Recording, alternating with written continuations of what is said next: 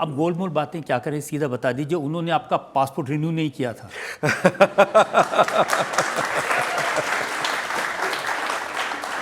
Okay okay, ऐसा हुआ कि मेरा इंडियन वीज़ा जो था वो रिन्यू होना था, और रिन्यू होने से पहले मेरा पासपोर्ट जो था वो पहले रिन्यू होना था।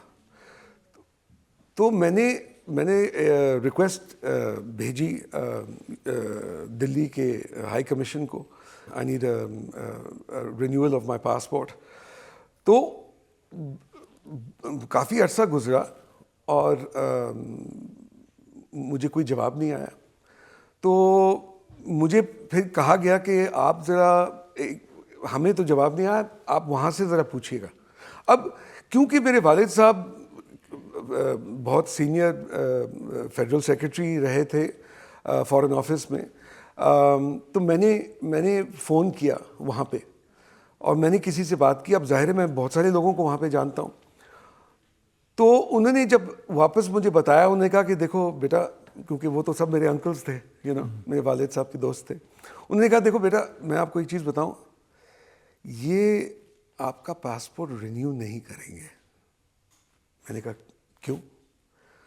उन्होंने कहा वो चाहते हैं कि आपका वीज़ा भी ना रिन्यू हो और आप वापस आ जाओ, और फिर वो क्या करेंगे आपके साथ वो नहीं पता, लेकिन ये मैं इतना बता सकता हूँ कि आपका पासपोर्ट जो है वो रिन्यू नहीं होगा। तो ये बड़ा डराने वाला थॉट जी था। बिल्कुल। तो ये हकीकत थी, और जब मुझे ये पता चला तो मैंने फिर यहाँ पे होम मिनिस्ट्री में मैंने उनको बताया कि ये मेरे साथ हो रहा है। तो यहाँ कौन से अंकल थे कि जिन्होंने आपका पासपोर्ट देखा और ठप्पा लगा दिया? बड़ा मुश्किल होता है पाकिस्तानी को हिंदुस्तान की नागरिकता मिलना।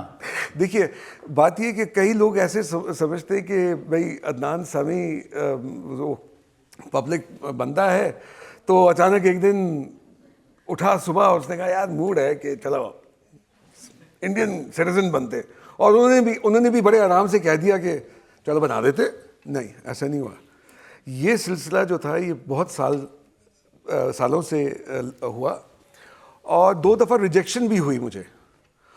फाइनली ये हुआ कि यहाँ पर जो सिटीजनशिप एक्ट है उसमें एक सहूलत है गवर्नमेंट को कि उनके पास एक सहूलत है जिसके तहत वो किसी भी इंसान को जो स्पोर्ट्स के फील्ड में या साइंस के फील्ड में या आर्ट्स के फील्ड में एक महारत हासिल की हो, वो उनको एज अ स्पेशल केस वो उनको सिटीजनशिप ग्रांट कर सकते हैं। तो फिर यहाँ की हमारी जो गवर्नमेंट थी, उन्होंने ये समझा कि शायद मैं उस लायक हूँ, और उन्होंने बड़ी मेहरबानी के साथ और बहुत प्यार के साथ उन्होंने वो अपना जो एक पावर था एक्सरसाइज किया, और उसके तहत फिर मुझे सिटीजनशिप जो थी वो मुझे मिली। लेकिन जिस दिन पहलगाम पर हमला हुआ और उसके बाद अमित शाह ने कहा कि भाई मैंने सारे चीफ मिनिस्टर से कहा जितने पाकिस्तानी इनको वापस भेजो, तो आपको डर लगा कि मुझे तो नहीं भेज देंगे वापस? नहीं। देखिए, एक दफ़ा आप बन गए तो उसके बाद फिर आप बन गए, और यहाँ पे उन्होंने सिर्फ मुझे सिटीजनशिप नहीं दी, उसके बाद उन्होंने मुझे बेतहाशा प्यार और इज़्ज़त दी। उन्होंने मुझे मेरी जो ज़िंदगी का जो एक सफ़र है और जो मैंने काम किए हैं वो उसके तहत उन्होंने मुझे पद्मश्री भी दिया, और वहाँ से मुझे और उनकी तरफ से इज़्ज़त और प्यार मिला, जो वहाँ की सरकार ने मुझे कभी भी अवार्ड नहीं दिया।